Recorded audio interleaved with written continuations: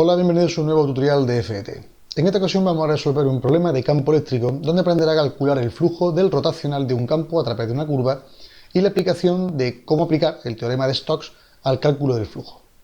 Vamos al problema. Me dicen que dado un campo eléctrico E, dado por sus componentes, menos I, x1, calcular el flujo de su rotacional a través de la semiesfera definida por la ecuación x cuadrado más y cuadrado más z cuadrado igual a 1 en el semiplano positivo donde z sea mayor o igual que 0. Me dicen que lo hagamos por dos métodos. Primero realizando un cálculo directo y segundo realizando el cálculo por la aplicación del teorema de Stokes. Bien, pues esta sería nuestra esfera representada en el semieje positivo. Vemos lo que es por la ecuación de la recta, que sería una semiesfera, pero de radio 1, una unidad. Aquí tendríamos un vector representativo, una indicación del radio correspondiente a la base. Y esto es importante porque nosotros vamos a tener que definir la correspondiente curva después como la suma de dos superficies que forman una curva cerrada. Lo vamos a ver a partir de ahora. Bueno, pues lo primero es considerar la superficie de la esfera y la superficie de la base como dos elementos independientes, cada una de las cuales no estaría relacionada con la otra hasta que yo las tenga en cuenta. Bien, pues sea S la unión de la superficie de esa esfera con su base. Vamos a calcular el flujo del rotacional del campo eléctrico a través de una superficie S que ya será cerrada porque es la suma de del casquete esférico más la de la base inferior que cubre la parte inferior, la parte abierta de esa semiesfera, por aplicación del teorema de Gauss. Y el teorema de Gauss lo que nos dice es que el flujo de superficie corresponde con la integral superficial del rotacional del campo multiplicado por el vector diferencial de superficie, vector representativo. Y esto se puede expresar como la integral volumétrica del divergente del rotacional del campo multiplicado por un diferencial de V, que será igual a 0. Bien, si nosotros lo planteamos, como estamos comentando, la divergente del rotacional del campo será igual a 0, pero puede descomponerse el flujo en la suma de otros dos flujos. Yo puedo calcular el flujo, por un lado, que soporta el casquete esférico, más la parte correspondiente al flujo que recibe o que atraviesa la base. Y eso tiene que ser igual a 0.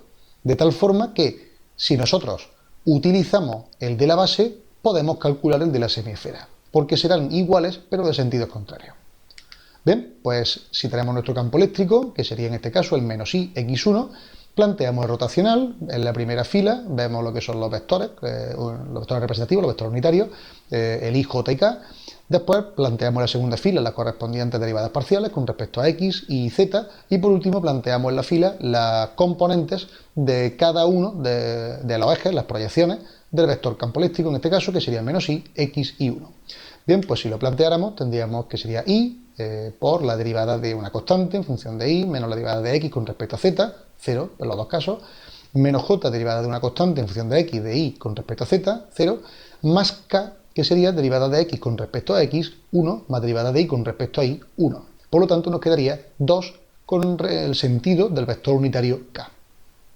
Bien, si ahora calculamos un diferencial de superficie, que sería menos diferencial de x por diferencial de y, k, ¿por qué tendríamos este valor correspondiente? Bueno, porque si estamos estudiando el correspondiente flujo de la base, el diferencial de x y diferencial de y nos aporta un diferencial de área, que es este que tenemos representado aquí.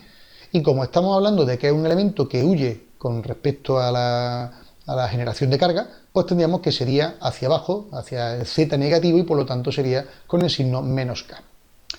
Bien, si ahora calculamos cuánto vale el flujo de nuestra base, sería la integral curvilínea, la integral superficial para la base de rotacional de E por diferencial de S.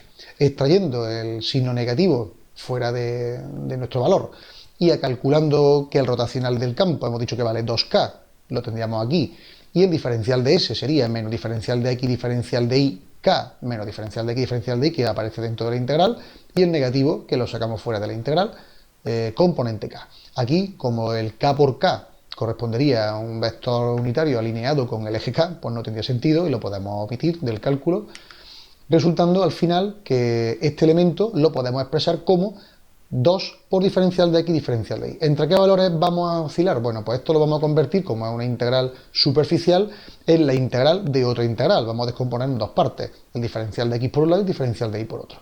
¿Desde dónde hasta dónde oscila el diferencial de x? Bueno, pues nos vamos a ir al valor del radio, que hemos dicho que por la ecuación vale 1, y nos vamos a ir desde un x igual a menos 1 hasta un x igual a 1.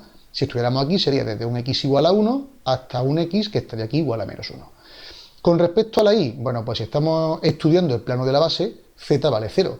Bueno, pues si z vale 0, este plano valdría 0 y por tanto despejando la y de aquí nos quedaría que sería la raíz cuadrada más menos la raíz cuadrada de 1 menos x al cuadrado. El negativo lo utilizaremos en el extremo inferior de integración y el positivo en el extremo superior. Con lo cual nos quedaría, por un lado, la integral del diferencial de y, que sería y con este valor, y luego el diferencial de x, que sería x, afectado de lo que aparezca aquí, entre menos 1 y 1, y la integral total, al resolverla y sustituir los límites de integración correspondientes, nos quedaría menos 2 veces pi. Este sería el flujo de la base, pero recordamos que el flujo de la base era contrario en signo y de igual cantidad que el flujo correspondiente a la semiesfera. Por lo tanto, la semiesfera será menos el flujo de la base y por lo tanto de valor 2pi. Bien, pasamos a realizarlo el cálculo por la aplicación del teorema de Stokes, y este realmente se puede considerar que es una versión tridimensional de la fórmula de Green. En él nos dice que la integral de la superficie de la base se puede calcular como del rotacional del campo por el diferencial de superficie, se puede expresar como la integral a lo largo de una línea de la composición vectorial por componentes escalares del campo eléctrico por el diferencial de longitud. Esta gamma que aparece aquí, que será nuestra línea, será una línea sobre la que se apoye la semiesfera y por lo tanto correspondería, para que esté en contacto con la esfera en curva cerrada, correspondería a la circunferencia de la base. Esta circunferencia es lo que, si estuviéramos aplicando el tema de la fórmula de Green, pues llamaríamos la curva de Jordan o la frontera de recinto. Bien, pues si planteamos nuestro diferencial de longitud como el diferencial de xy más el diferencial de ij, teniendo en cuenta que e por diferencial de L lo podemos calcular a través de el valor que tiene E expresado por componentes multiplicado por lo que vale el diferencial de L expresado también por componentes, nos quedaría un resultado de menos y por diferencial de x más x por diferencial de y. Bien, ya tenemos la fórmula genérica y ahora vamos a plantear la ecuación de la semiesfera, pero esta vez en coordenadas polares. Bien, pues tendríamos que la x vale r por el coseno de alfa y que y vale r por el seno de alfa. Si derivamos la x nos va a salir menos r por el seno de alfa diferencial de alfa y la y nos va a salir r por el coseno de alfa diferencial de alfa, teniendo en cuenta lo que vale diferencial de x diferencial de y en función de lo que vale x e y, lógicamente. Bien, pues si aplicamos el producto de por diferencial de L, que ya sabemos lo que vale, que es este término de aquí, sustituyendo la y por su valor, que sería r por el seno, con el signo negativo delante, por diferencial de x, que vuelva a ser menos r seno de alfa diferencial de alfa, lo tenemos aquí, más x, que es r por el coseno, lo tenéis aquí, por diferencial de y, que es r coseno diferencial de alfa, r coseno diferencial de alfa, igual a la función, agrupando los términos, de r cuadrado por seno cuadrado más coseno cuadrado por diferencial de alfa. ¿Entre qué valores oscila alfa? Pues está claro que entre 0 y 2pi, porque estamos hablando de una curva que parte de un punto, digamos, de un ángulo 0 y recorre toda la curva en sentido antihorario, preferentemente, hasta llegar aquí otra vez al mismo punto, es decir, barriendo un ángulo de 360 grados o de 2pi radianes. En este caso, 2pi radianes. Bien, pues seno cuadrado más coseno cuadrado vale la unidad, relación trigonométrica básica, y nos quedaría r cuadrado, que es una constante, por diferencial de alfa, donde alfa vale desde 0 a 2pi. Bien, pues si esto lo integramos nos quedaría r al cuadrado por alfa, el extremo superior sería 2pi, luego sería r al cuadrado por 2pi menos 0, con lo cual sería r cuadrado por 2pi.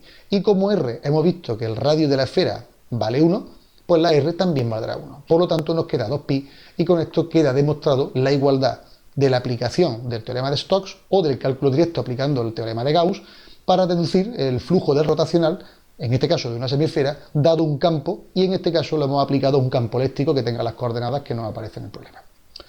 Bien, pues hasta aquí este problema de campo eléctrico, que espero que haya sido de tu interés y te haya aclarado las dudas, porque es un problema prácticamente que se presta más casi a matemáticas que a física.